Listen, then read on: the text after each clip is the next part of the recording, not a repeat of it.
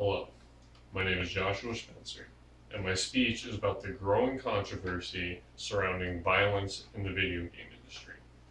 What was once thought to be the domain of nerds is now a $1 billion industry. You can see from 1997 to 2007, where the industry grew by $13 billion over 10 years. Video games have been on the rise since the late 80s and continue to break even box office records. It's proof that video games are growing in popularity and in more homes than ever. But what influence could that be having?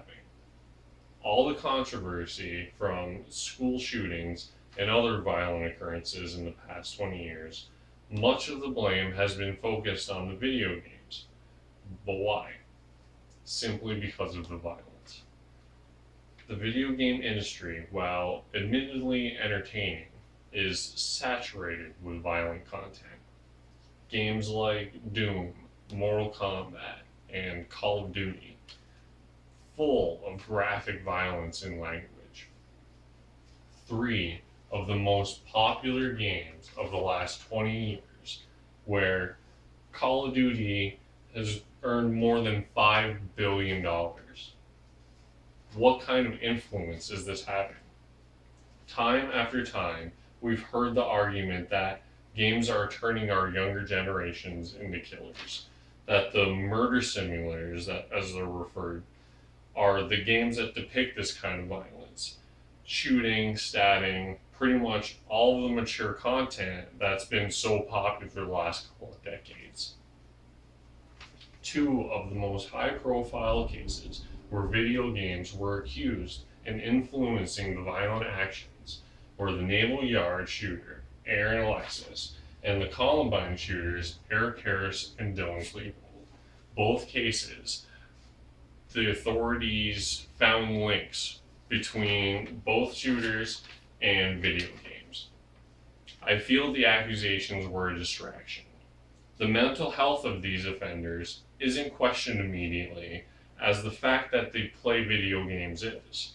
Because it's such a small group of people in the early days, it could easily be written off as a link between them.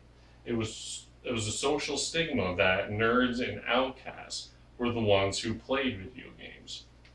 Because of these accusations and the heated debate on the influence games are having on us, in 1994, the Entertainment Software Rating Board, or ESRB, was formed, a regulatory organization that oversees content in games. They created the system that categorizes them by content so that parents can easily understand what is in the game and if it's appropriate for their child. The ratings board has from the smallest EC, or early childhood, all the way up to AO, which would be adult only. Unfortunately, not everyone goes by these ratings, and we still see games getting into the hands of people under the age of 18. The bright side is that after the 90s, the video game industry got a major injection of creativity. While games like Mario existed that weren't as violent, not many of the non-violent games of the time were popular. The change that games like Mario Party, Minecraft, and Wii Sports, many other games provide great family entertainment with minimal violent content. We are seeing a new age in digital entertainment. While violent content still exists, more and more family-oriented content is coming out. The social stigma no longer exists that video games are for nerds and outcasts, but for everybody. A form of entertainment on the same level as books and movies. Now, creativity and storytelling can take center stage, and the art behind the games can be the real focus. Certain games that might be a good example would be Legend of Zelda, Okami, Assassin's Creed, Dark Souls 2, and Shadows of the Colossus.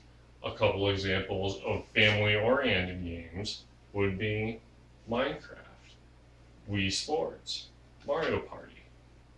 Thank you very much for joining me. My name is Joshua Spencer.